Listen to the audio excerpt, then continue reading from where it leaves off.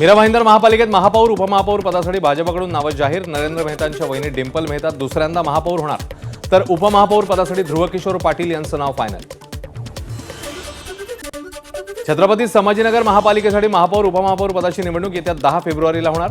4 फेब्रुवारीला 10 वाजल्यापासून उमेदवारी अर्जाचं वितरण, 6 फेब्रुवारीला दुपारी 3 वाजेपर्यंत अर्ज वाटप। अजित पवारांच्या पश्चात सुनेत्रा पवारांना उपमुख्यमंत्रीपद आणि राष्ट्रवादीचं नेतृत्व द्यावं, राष्ट्रवादी प्रदेश उपाध्यक्ष आनंद चंदनशिव यांची मागणी। परभणीच्या राणी सावरगावमध्ये महादेव जानकरांचा दुचाकीवर ट्रिपल सीट बसून गावोगावी प्रचार।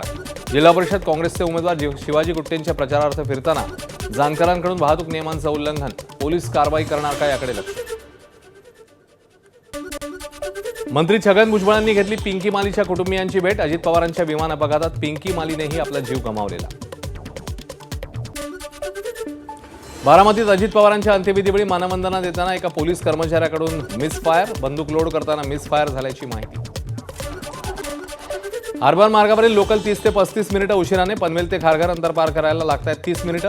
अनेक नियमित लोकल रद्द झाल्यानं आणि लोकल संथ गतीने चालत असल्यानं नागरिकांना मनस्ताप। मुंबईतल्या हिंदुजा वाणिज्य विद्यालयामध्ये 31 जानेवारी आणि 1 फेब्रुवारीला मराठी वाङ्मय मंडळातर्फे मंथन 2026चं आयोजन। या महोत्सवात साहित्य, कला, नृत्य, संगीत, फॅशन शोसह विविध स्पर्धांमधून तरुणाई कलागुणांचं सादरीकरण करणार। आदिवासी बांधवांचं श्रद्धास्थान असलेल्या गोंदिया जिल्ह्याच्या कचारगड यात्रेला आजपासून सुरुवात। 3 फेब्रुवारीपर्यंत कचारगड यात्रेचं आयोजन।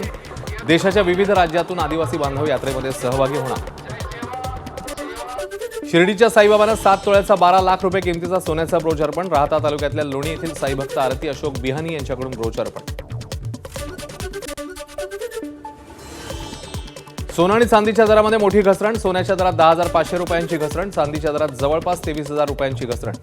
सोन्याचा दर प्रति तोळा 1,59,000 रुपयांवर, चांदीचा दर प्रति किलो 3,75,000 रुपयांवर। एबीपी माझा, उघडा डोळे बघा नीट।